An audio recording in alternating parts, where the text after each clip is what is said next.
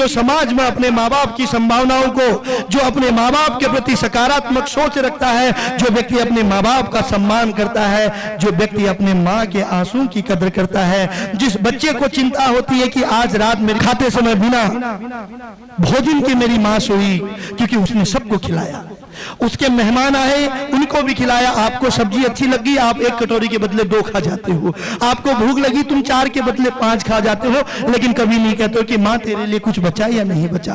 वो कहती है कोई बात नहीं बेटा खा लो, वो एहसास तक नहीं कराती है। दोस्तों, तुम्हारी खुद की मम्मी वो भूखे सो जाती है, वो पिता दिन भर लेबरी करता है, लेकिन तुम्हारे लिए ताकत बन जाता है। वो सोचता है कि मेरा बच्चा, मेरी बिटिया आज नहीं तो कल उठेगी, आज नहीं तो कल भविष्य का निर्माण करेगी। वो बच्ची सोचती है, वो माँ सोचती है मैं पढ़ी न पढ़ी लेकिन मेरी बिटिया पढ़ेगी। वो पिता सोचता है मैं लेबरी कर लूंगा लेकिन मेरा बेटा मेरी ताकत बनेगा, और वो पिता सोचते सोचते रह जाता है। दोस्तों, लेकिन दुख तब होता है जब वही बच्चा नशे के आगोश में अपने संस्कारों को भूल जाता है। दुख तब होता है जब वही पुत्र 18 साल की उम्र के बाद अपने माँ बाप को भूल के नई दुनिया बिसाने के लिए, जिससे अभी चंद दिन मिले नहीं थे, उसको पाने के लिए उस माँ का गला काट देता है।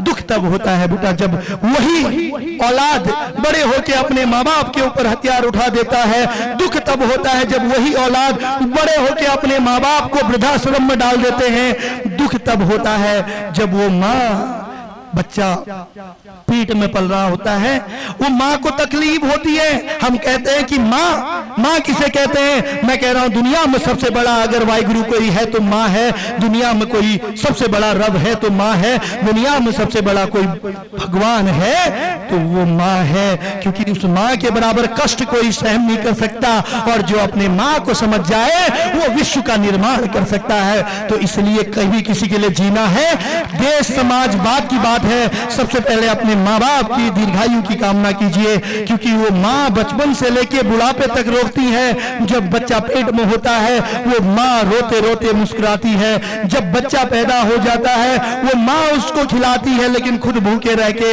रातों में उसको लोरियां सुनाती है। वो माँ गीले में सोती है लेकिन अपनी औलाद को कभी गीले में नहीं सोने देती।